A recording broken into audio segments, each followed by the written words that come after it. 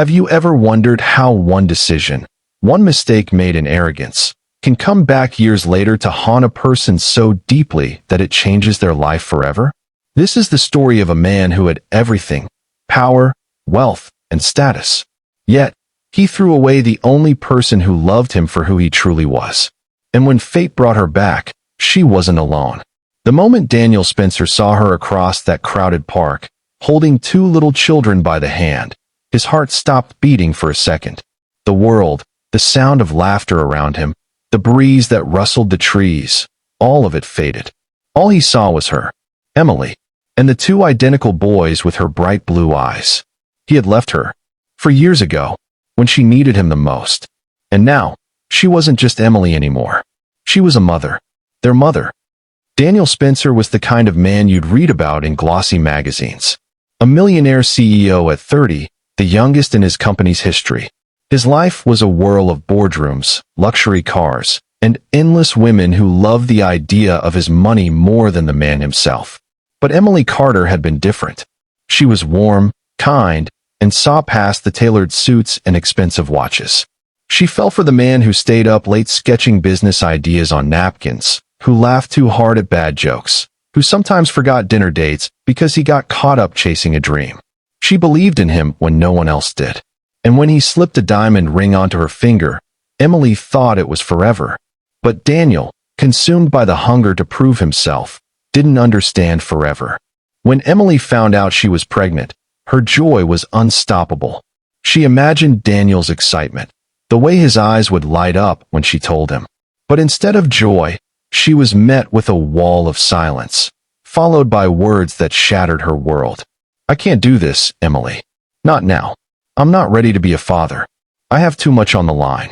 A family will only slow me down." She thought it was fear speaking, that he just needed time. But instead, Daniel walked away. The months that followed were the hardest of Emily's life.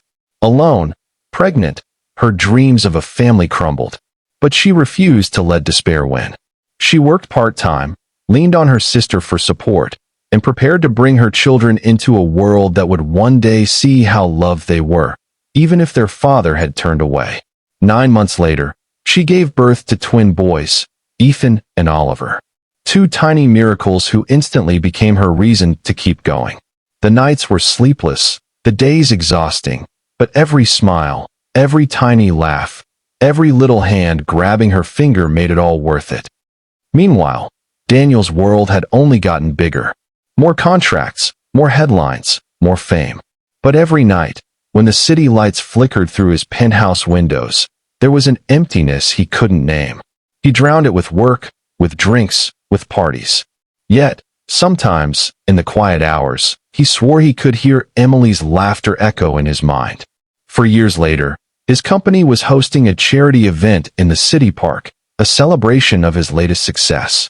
That's when he saw her, Emily, radiant, graceful, but stronger. And those two boys, no older than 4, holding onto her hands. His breath caught when one of them turned and grinned. The same dimple Daniel saw in his own reflection every morning. They were his. That night, Daniel couldn't sleep. For the first time in years, numbers and profits didn't matter. All he could see were those children's faces. His children, and the woman he had thrown away. The next day, he found himself outside Emily's small bookstore, a quaint little place tucked away in a quiet corner of the city. He stood there for nearly an hour, rehearsing, doubting, regretting.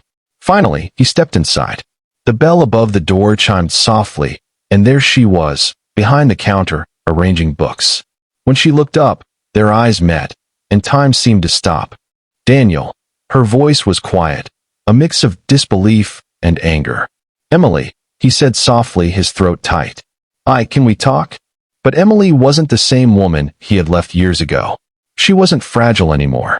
She was a mother, and she was strong. "There's nothing left to talk about," she said firmly. "You made your choice." "Emily, please."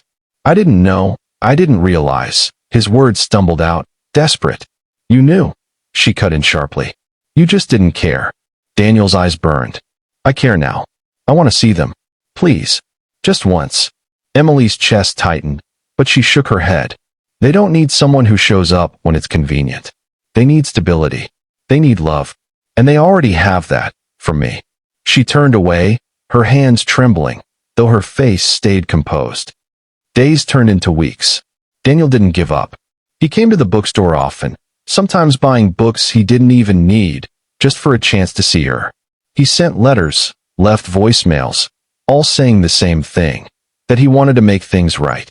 Finally, Emily agreed to let him meet Ethan and Oliver. But she set boundaries. One Saturday afternoon, Daniel found himself in a small park with the twins. They were shy at first, hiding behind Emily. But slowly, curiosity won. He pushed them on the swings, showed them how to fold paper airplanes, and for the first time in years, Daniel laughed, a real laugh.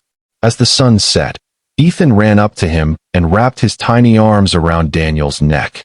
"Will you come back again, mister?" The word mister sliced through Daniel's heart like a knife. He wasn't just a stranger. He was their father, but he had no right to tell them yet.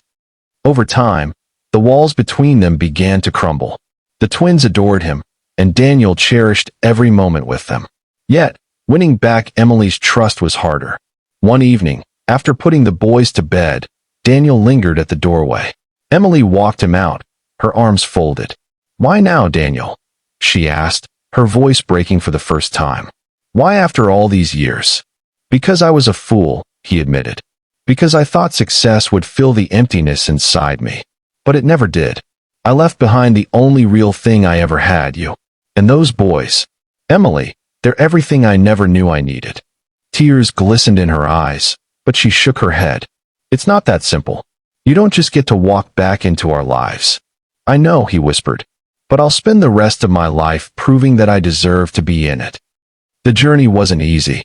There were setbacks, arguments, moments where Emily nearly closed the door again. But Daniel stayed.